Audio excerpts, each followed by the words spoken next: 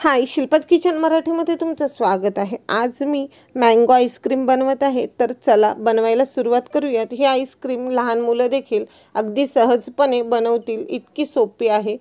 तर mango ice cream बनवण्यासाठी मी इथे 1 कप व्हिपिंग क्रीम घेतलेली आहे। जर आपल्याकडे व्हिपिंग क्रीम नसेल तर आपण फ्रेश क्रीम देखील वापरू शकतो। त्याचबरोबर 1 कप दूध घेतलेला आहे। हे फुल फॅट मिल्क वापरला आहे। ते मी गरम करून मग थंड करून घेतलेला आहे। 1 कप आंब्याचा पल्प घेतलेला आहे, म्हणजेच आंब्याचा गर घेतलेला आहे। अर्धा कप पिठी साखर घेतले। जर तुम्ही पिठी साखर न वापरता आपली रोजची साखर देखील वापरली तरीही चालेल। त्याचबरोबर 1 कप मिल्क पावडर घेतलेली आहे आणि याला मी आता बीटरने बीट करत आहे। जर आपल्याकडे बीटर नसेल तर आपण मिक्सरमध्ये देखील याला फिरवून घेऊ शकतो। तर इथे पूर्ण मिश्रण एकदम फ्लफी होईपर्यंत मी याला बीट करून घेते।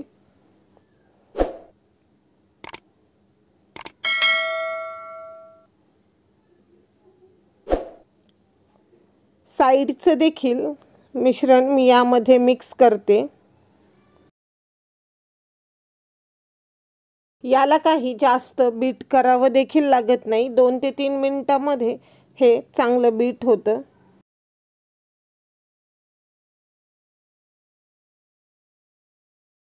आईस्क्रीमचं हे मिश्रण आपलं तयार झालेलं आहे। त्याला आपण एका एअरटाईट कंटेनरमध्ये भरूयात। आता ह्या हवाबंद डब्याला आपल्याला फ्रीजरमध्ये ठेवायचं आहे। तर यावर मी क्लिंग फिल्म लावलेली आहे, जेणेकरून आपण ही आईस्क्रीम सेट करतोय तर यामध्ये आईस क्रिस्टल जमा होणार नाहीत।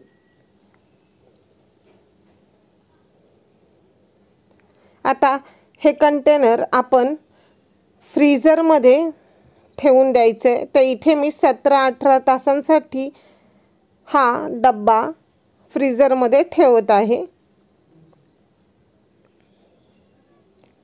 दुसऱ्या दिवशी हा डब्बा मी फ्रीजरमधून काढलाय।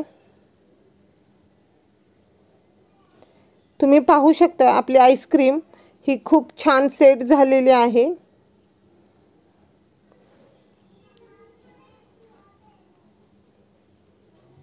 याला 5 मिनिट आपण असंच ठेवायचं आहे।